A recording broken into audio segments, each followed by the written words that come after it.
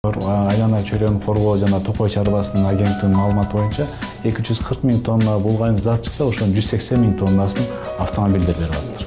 Бул барган сайын көбөйүп атат. Анан биз мунун алдын ала албасак, анткени бул чоң нерселерге алып келет. Анткени дүйнөдө уже чоң шаарлар, Франция, мисалы үчүн Кытай деле, Франция мамлекеттери 2040-жылдары баардык электромобиль өтөйүн деп атат. Анткени ушул маселе көбөйүп атат.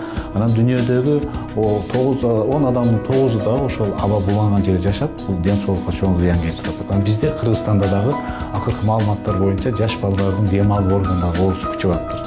Ошондуктан экономикалык жактан караганда деле Кыргызстанда 1 миллион автомобилге бир жылда $1 миллиард акча кетет экен нефть үчүн. А бул бизде акча рынок экономиканын мыйзамы боюнча мамлекеттин ичинде көп айланса, ошончо салык түшүп, мамлекет байыйт. Анан бул көп жактан бизге зыян келтирип атат. Эң башкысы ошо элибиздин ден соолугу болот.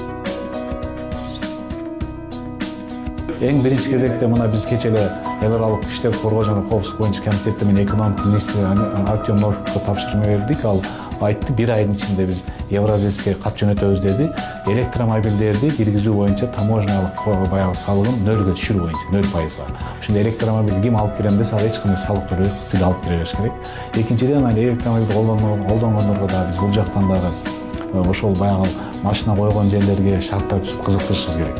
Анан буюрса барып келечекте мамлекет өзү мүмкүн ушул бизде Орто Азияда азырынча жок. Биз Кыргызстанда биринчи жолу электромобиль чыгара турган бир завод куруп алсак, бул да бизге чоң артык болот. Анткени дүйнө өтүп атат, буга сөз биз да өтөбүз. Эң биринчи бул биз экономикабызга чоң пайда келет. Бизге сыртка чыгып аткан $1 миллиард өзүбүздө калат дагы, айланат элдин ичинде. Экинчиден, аба тазаланат. Анткени бул азыр дүйнө жүзү боюнча жакшы экономика өтүп атат.